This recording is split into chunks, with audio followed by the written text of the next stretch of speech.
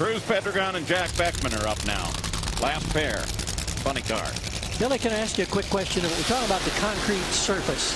How much cooler is a concrete surface as opposed to an asphalt surface on a hot day in Texas? You know, obviously, since this has the black covering over it, you know, with all the tire rubbers, and when we used to put the emulsion over it to seal it, you know, black, you know, radiates heat, and I don't know that it would be any cooler. You know, obviously, certain things like copper, you know, they dissipate heat, you know, different than steel and stuff. So I don't know how much concrete would more than asphalt with 6 inches of limestone base, but it's probably going to be similar heat just simply because of the black surface. Jamie? Johnny Gray, you're not here running for the points. You're here to mess up everybody else. So what is the plan for the weekend? That's it. Just go out and have some fun. And you know, we're making a big joke about it, but, you know, Service Central NTB car, we really struggled at the first of the year, you know, and things coming around and starting to run really good. We're learning a lot of stuff, and we're putting our playbook together for next year is what we're doing. But, you know, along the way, a lot of these guys, like I said, you know, they picked on me when we was down and kicked me when we was down and wouldn't let me get a chance to get in the championship chase. So we remember who they were. Well, as the promoter had, you know, he at least ran that run in the NTB lane there at the Motorplex. So, I mean, you know, we had little things going for him. Get those mentions in. I hate those mentions, by the way.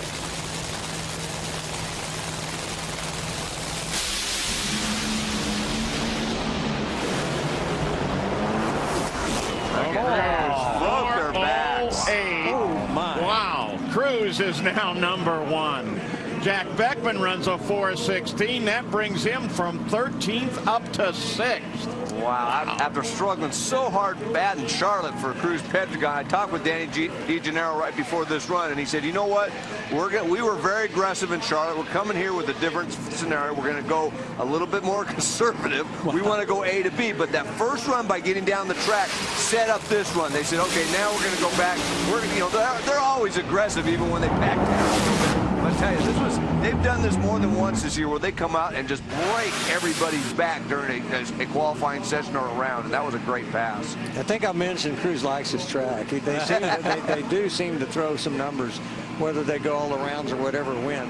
Even when they beat Force here, when they both were crashing, you know, I mean, he just seems to enjoy the track. And the Cruz Pedregon #1 quickest in 2 sessions, so he's got 6 points. 6 of the little points, and Stat Guy at one point there, well, until the last pair went, we were looking at non-contenders in the countdown getting the points. Yeah, it was going to be John Capps, and of course Johnny Gray was talked about the spoiler row. I was kind of hoping John Capps would get that #1 spot. Someone knew that. That always is entertaining for me because I get to look up, you know, where that puts him on the list. But really, really nice run by Cruz Pedregon, and Cruz hasn't won in almost a year now. He's overdue. All right, so Cruz sits up at #1, followed by Johnny Gray. Top Fuel is coming up in just a moment. Nitro qualifying on Friday night from here at the Texas Motorplex. Billy Meyer, whose dream this facility was, sits in the booth with us. I'm Paul Page. You got Mike Dunn, Gary Gerald, Dave Reed, Jamie Howe. Everybody's on board. For NHRA Relaxed, it's kind of a Friday night coverage. It's more like just sitting around in the stands talking about it. Uncut. Yeah. Raw. Sometimes uncensored. Yeah. Ah, well, you know. And don't forget the more formal qualifying shows late Saturday night at 1:15 in the morning. And then finals will be on Sunday at 7. They're going to make us wear a shirt and tie for that? I think so. You know, no shorts, no nothing. We're going with the whole rules. It's like putting white walls on a garbage truck. It certainly is in your case. I love you too, Paul. Morgan Lucas and Bob Vandergriff are bringing them out. They'll be the first pair in Top Fuel. Let's look at funny car standings right now with Cruz grabbing that #1 as the last run down the track, and then Johnny Gray. John Capps still ahead of his brother. Sorry about that, Ron. You see John Force down there in the #8 spot in the final 4 down to that 12th transfer position. Look who that is, our most recent winner and record holder, Matt Hagan, who's struggling a little bit with the 4:20 elapsed time in that 12th and final transfer position. This can be a very humbling sport from time to time, and not in the field, even though she had a great run earlier, is Alexis DeJoria, but also the team car there, Jeff Oren, is not yet in, and neither is Melanie Troxel. And let's go to the top end once again. Cruz Pedregon always seems to run well in the heat, going number 1. What is it about the heat that suits this car? Oh, I don't know. You know, it's hard to say. I don't want to give anyone my secrets right now, to be honest with you. No, it's just we just have a good balanced car that's good, you know, works good in the heat. We're trying to run fast when the track's fast, but we tried like heck last week in Charlotte, and we're fumbling around there. But it's good to get the Snap-on Toyota back to respectability. And I just can't say enough about my guys. You know, I mention the sponsors all the time, but my guys really deserve a lot of credit. Danny D, Scott, the team, they work hard. And so don't forget about this Snap-on car. We're going to have to say, hopefully we can say something before the championship gets away out of our hands. Certainly can't do it without the team. Thanks. Cruz Pedregon came in here 4th in the points, and he certainly laid down the challenge with that run. Here is Top Fuel on the line now, and that is Morgan Lucas. Started on the bump at Charlotte, and then he got Tony Schumacher in round 1. That ended that game. Here are the Top Fuel standings as they are right now. Doug Coletta sits up there at number 1, followed by Troy Buff. Yeah, the little Texan is back, sitting number 2. Larry Dixon and Dave Grubnick round out the top 4. See the other 4 going into that transfer position. Some big names there. Del Worsham, Hyrod Fuller, Tony Schumacher. How about your points leader, Antron Brown, in that 12th and final transfer position? Of course, I'm thinking a lot of these people, as we look at those who are not qualified, we're all thinking pretty much the same thing, which was if it's going to be really, really hot, let's try to get some number on the board just so that we're there. Morgan Lucas on the line right now is one of those who is not yet in. You know, obviously I'm a funny car guy, but I do notice things about Top Fuel, and one of them is how many times has Chris Camersini's retired? I noticed he's still here, so I guess I didn't see his last comeback start. Does that mean you're going to make a comeback? No. When you retired 20 years ago, I think they can take that. You're done, yeah. Nothing there for Morgan, unfortunately. He stays in 14. When we talk, talking about innovations, I remember, John Bandemer was the first one to bring out an 18-wheeler back in the 50s, but you were the first one to bring it out in the modern era. And you also had a team car when you were running for the championships. I think it was in 1982. The late Trip Shoemate drove your other car, trying to keep Frank Hawley from winning the championship. So, you've done a lot of the things that we see a lot of the teams that are doing now. Yeah, they called it cheating back then. Now they just call it team. Now it's teams. And yeah, Trip, God bless him, Trip did win the World Finals in '82. Almost helped you out. And I would have won the World Championship if Bernstein wouldn't have left on me in the 3rd round. And, he did a great job for us. He actually drove for me when I did retire driving. For 6 months after I quit driving myself, even in our #1 car. And it is an interesting thing when you see the different things evolve and change, and now what they call them, now it's teamwork, and you can tell. I was watching Indy last week, and it's amazing to see how much the teams help, because when you see somebody smoke the tires or do something, then their next car doesn't every time. And Bernstein doesn't have that advantage. He's the only guy absolutely in Top Fuel or Funny Car right now that's not in a multi-team team. And so that's an amazing feat, in my opinion. Morgan Lucas, you told me earlier today you guys just need to go down there, you need to make some runs, but you still haven't qualified. What do you guys have to do tonight to regroup? We just got to go back and take a look at the data. This stuff isn't easy, and it's something I've always known is a very difficult thing to do, and it's something I kind of bend my mind on.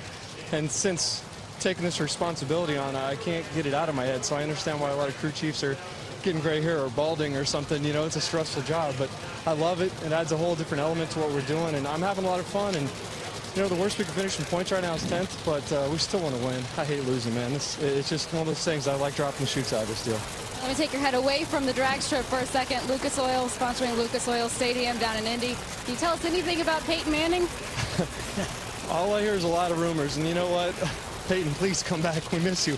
No, Collins is doing the best he can. I think the short offseason really hurt a lot of people, and I think I hurt him in his contract negotiations. We'd probably be in a different situation had the lockout never happened, and I think that's what money and greed will do for both sides, and it's all about it. But they got to make their living, and I just think the fans are the ones paying the price for it. Thanks, Morgan.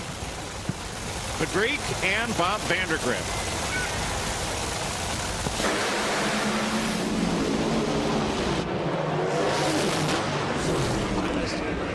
Bob runs a 391. That moves him up to number 1. Nice. So as the sun's going down, the track is cooling. We may see some stuff here. Hey, Jamie, get this mic. Yeah. And Peyton is a pick in the fantasy. First didn't pick. you? Why did you do that, girl? How'd that work out for you, Because Jamie? I am a big Peyton Manning fan. I grew up in Tennessee when he was playing for the Vols, so got to support my Peyton Manning. How are you doing in fantasy football, by the way? What was that? How are you doing in fantasy football? Well, it'd help if I had a quarterback, but otherwise I'm doing pretty good. Nice. By the way, Dave, since you're talking up and you were part of the party for Alexis DeJoria, that they had kind of a coming out party. I hear that was great. There have been a lot of good terms that have come out of that night. I call it swankified. That was one of the greatest parties I have ever been to. Paul, there were hitters left and right. John Paul DeJoria, Roger Burgess was there. There were more good-looking people across the board, about 250, 300. Jamie was there as well, and she, of course, can speak to what a spectacle it was. I mean, at one time we had Connie Coletta, Billy Meyer, Jim Oberhofer, Tom Compton, John Paul DeJoria, Alexis DeJoria, all on stage. That's a great photo op. Yeah, I think they had Ron White there, the comedian. The comedian was there, yeah. It was Tater, or whatever his name, Tater. It was a no-holds-barred night. It was really fun. It really was. And like the Oscars. I got drunk and they threw me in public. What's his famous line? I like that, though. No, it was one of his skits. And kicked him out of a bar. Oh, we thought we were talking about one of your stories with the Secret Service. Yeah, I thought that was coming back. So, but like the Oscars, they had gift bags. There were some pretty unique gift items. And here. you have one of those bags?